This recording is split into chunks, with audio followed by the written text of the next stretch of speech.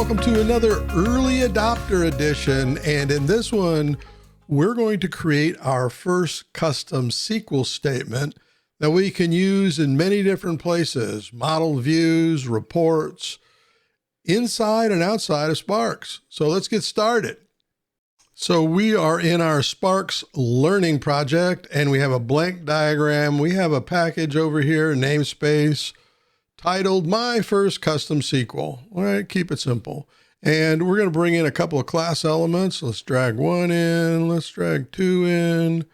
Let's draw an association between the two, a connector, and we're going to use association, keep it simple. Let's do something a little bit more. Let's change to requirement tools and grab a requirement. Let's bring in two requirements. Just something like this, because we want more than a couple elements in here.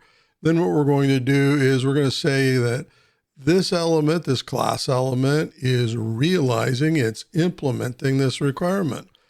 And this class element is realizing or implementing that requirement. And we can go over to traceability and select it.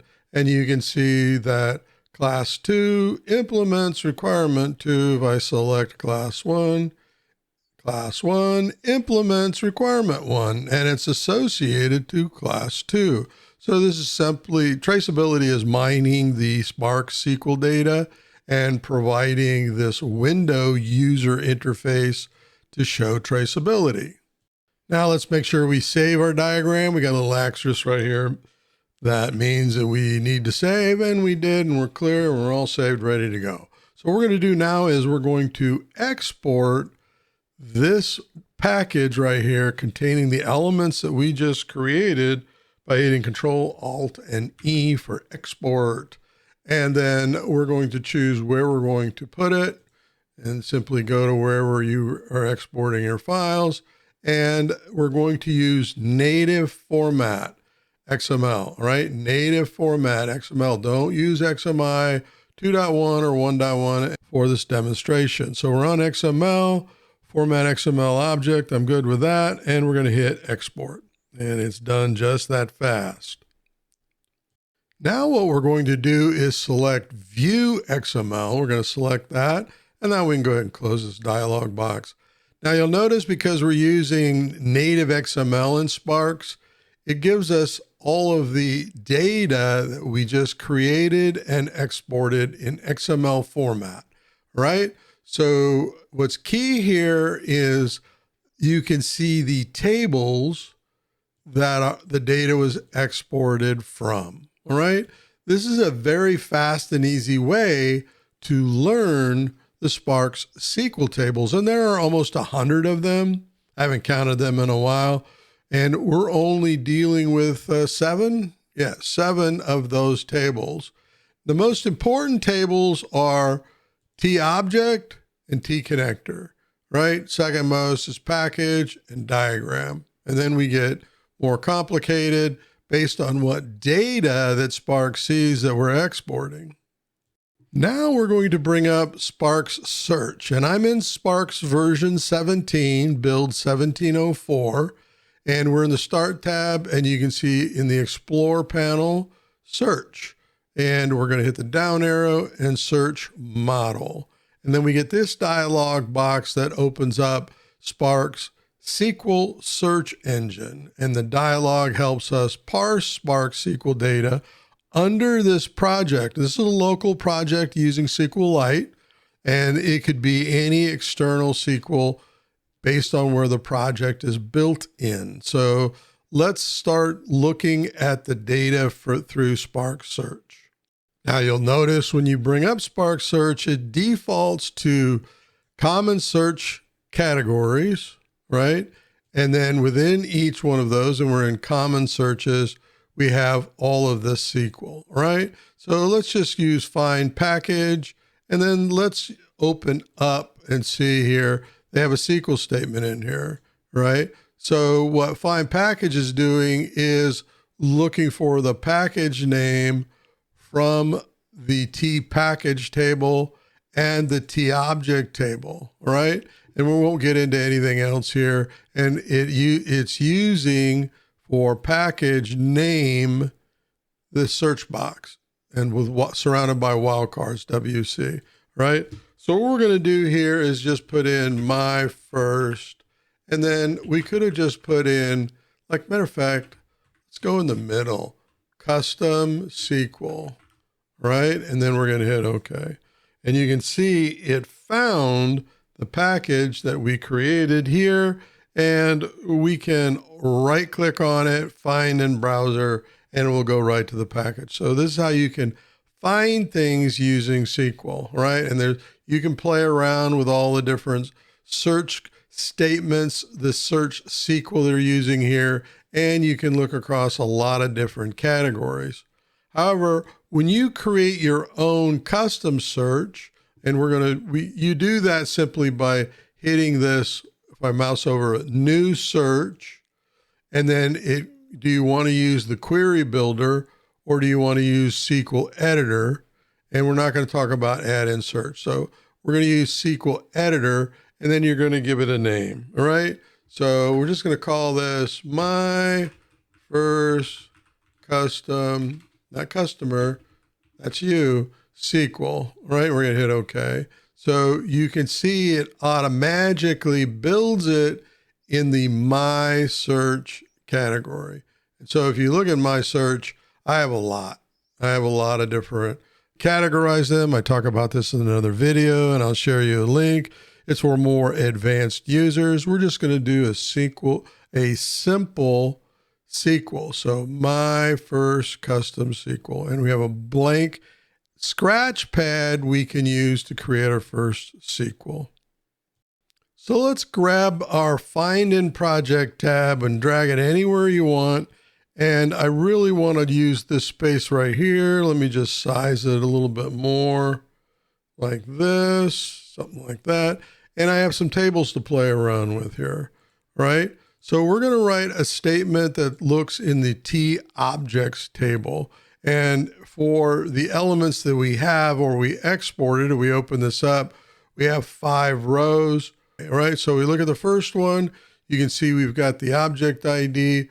Let me get this window out of the way for a moment, right? So we've got the object ID. If we double click on anything, we can go to the XML within the flat file record, and we can view the data from a particular element, right?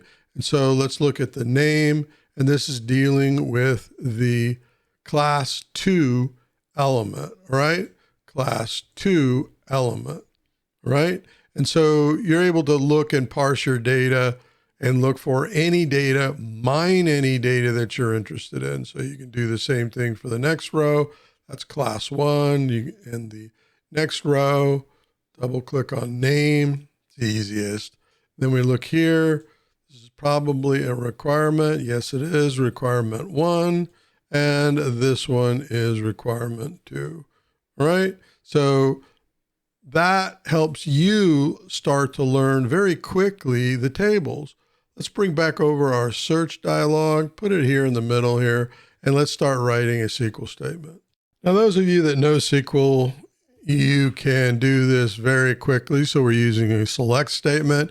We're going to look for everything, use the wildcard extras from, and then the T, make sure you spell it right. And you'll know when you finish spelling it, it turns this color based off of Sparx IntelliSense that you've typed it in. If you didn't, like if you went you went T underscore objects, misspelt it, you're going to get an error, right? So matter of fact, let's create an error here. Let's see what happens. All right. So we run it just by hitting this search and model, and we get our error, right? So we're going to take that space out, hit it again, right? So what it's doing is it's searching the entire project, and you can see there are a lot of elements in the object table, all right? And we're only interested in the ones that are in here. And we're only interested in anything that has class 1, right? So what we're going to do is add a where clause, and then we're interested in name. Now, how do I know? Well, it gave me the column name right here, name. So where name equals, and then whatever we want to put, and we're going to put class 1, right? So we're using single quotations in Sparx, class 1, close it, and now let's run it, right? And we have a lot of elements in here that are class 1. Oh my goodness. So when we're looking at the data and we want to understand, well, what object ID, which one of these do we want to look for? Let's look at the object ID here. The object for class, the name right here is class 2. So it's not that row. It was this row, right? Class 1, there we go. The object ID is 5390. And we're going to go back to our SQL editor. Bring that back over here, all right? They can't see the other monitor. And then we're going to go change this where what? The object ID, and you got to spell it right, equals, and then we're just going to put the number in there. Right now we're going to hit it. And there we go. We have the class. The name is class 1 using object ID. And if you're good at SQL, you can certainly add statements. You can see here we returned every element with the name class 1. And you can simply say or add to your statement and object ID equals the object ID you're looking for. And it will zero down to the object ID you're referring to. And another tip when you're learning the SQL or you're writing SQL statements, Sparx allows you, let's just look for everything in the T object table here, right? So it's a pretty big list, right? So we right click here, we're going to toggle filter bar. And in here, we're going to look for and filter everything that's class 1, right? So it finds everything with class 1. And we want to look for, 5390, and it will zoom down into it. So you can find items very quickly using this tooling, and then you can write your SQL statements accordingly to find the data that you're looking for.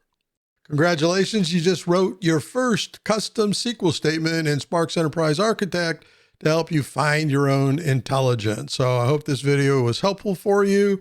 And in the next episode for Early Adopter, we're going to get into model view, and we're actually going to use some of the custom SQL that we create here over in a model view to help you bring your model diagrams and content to life. So until that next episode, happy modeling.